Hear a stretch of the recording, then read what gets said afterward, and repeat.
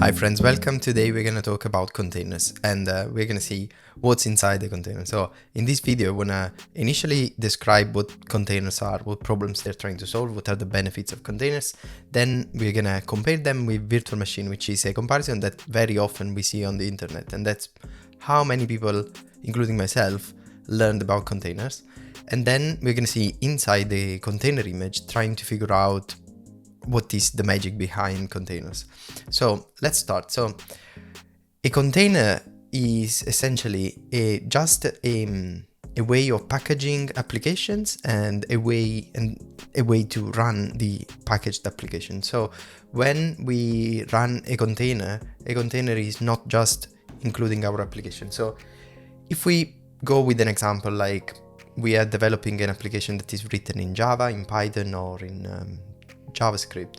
This application has a number of dependencies, right? So for a Java, you need a Java virtual machine, you need a node environment for JavaScript, for example, and you need a Python environment for Python. With this, a number of libraries come along as well. So you need to have all these things packaged. But you may say, yes, but most of these things like libraries are already part of a build mechanism that we can have, or some other solutions. That's true, but you also have external files that not always are included with by these packaging systems. For example, you may have certificates, or you may have configuration files that are gonna live in different places in your operating system. So you need all these other files in order for your application to work. So containers do exactly this. Containers put all the dependencies, all these files, all the configuration, including your application, in one place. And this place is extremely portable. So in reality, what a container image is just a zip file, an archive that contains a number of all these files and the map to navigate the file system. So this is, in a nutshell, a simplification probably of what a container is and what a container is trying to solve. As I say, the container is not just a way of packaging the application, it's also a way of running the application, because the container comes with a container runtime, and that one is essentially interpreting all this information contained in a container image, and then is executing your application. Before, I mentioned that most of the time containers are compared to virtual machines, because before, to obtain this isolation, a virtual machine was the solution. So a virtual machine, if we try to compare virtual machines and containers, we're gonna end up with something that is similar to this image, right? So as you can see here, we have on one side the virtual machines, on the other side the containers, and on the virtual machine side we have something called hypervisor. So the hypervisor is a component that is running operating systems, so full fat operating systems running inside on the same hardware. So this, as you may imagine, is very expensive in terms of resources. In addition, the hypervisor not always is running on bare metal, it may run on operating system. So you may have an operating system, the hypervisor, and then the guest operating systems, and they all require an amount of memory. So before containers, the isolation was done in this way. So you had to create, for a single application in some cases, you had to create an entire virtual machine running with your application and all the libraries and all the dependencies.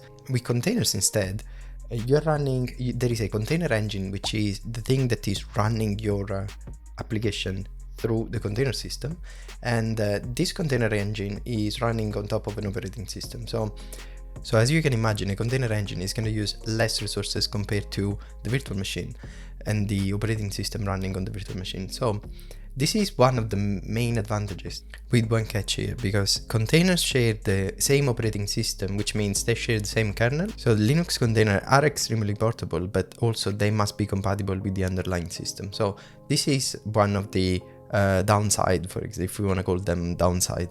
But now let's have a look inside the container image. So if we want to look into a container image, what we can do, so in this case I'm using Docker. Nowadays there are many ways of operating with containers. Docker is the one that made it famous, but there are many ways to operate with them. So Docker offers a way of creating container images, operating with container images, and also running container images. So I'm not gonna go through all the Docker commands, and if you're interested, I can make other videos about that. Just let me know down in the comments. Today what we're gonna see is we're gonna open a container image. So there is one image called busybox. So what we can do is docker save-o image.tar, and then we do busybox latest. So I need to sudo. So now we should see this image. So we give permission to read the image.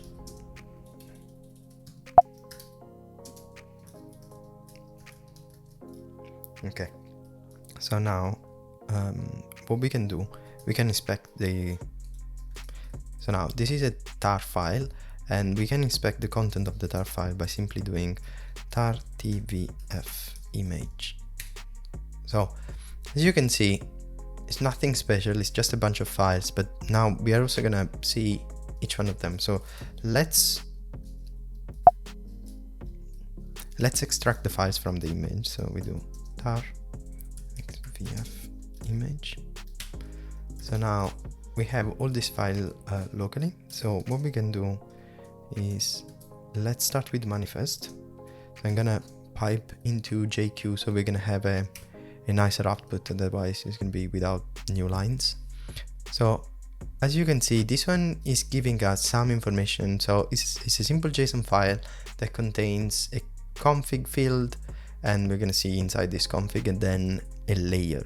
Layers are the way the application is packaged in your container image. You may have multiple instructions. Each instruction while building the image is going to be a layer. So there are techniques to optimize that and reduce the number of layers. Like in this case, we have a single layer, which is considered best practice. But so now let's have a look at the config file. So if we do cat, and then that file is available in our folder, so we can pass this to JQ as well. So now if you see, this one is telling us a bit more information, and this is the configuration of the actual image. So we have the type of architecture the image is for, and then we have a number of values like the environment variables. So this one is using this as environment variable, and then all this additional information. These ones are all information that we generally put in a Docker file. Again, Google for it or leave a comment. I'll be happy to have make a video about Docker files, best practices, and so on and so forth. So as you can see, there are a number of information, including timestamps of when things were created, and also the commands that were executed. So this is how the image is created. So now if we look inside the folder that we have here, so we do cd. So now inside this we have the actual layer. So what we can do, we can do the same, unzip the layer, and we're going to see a number of files. If you look at all this file, this is simply, this is just the structure of a root folder inside an operating system, right?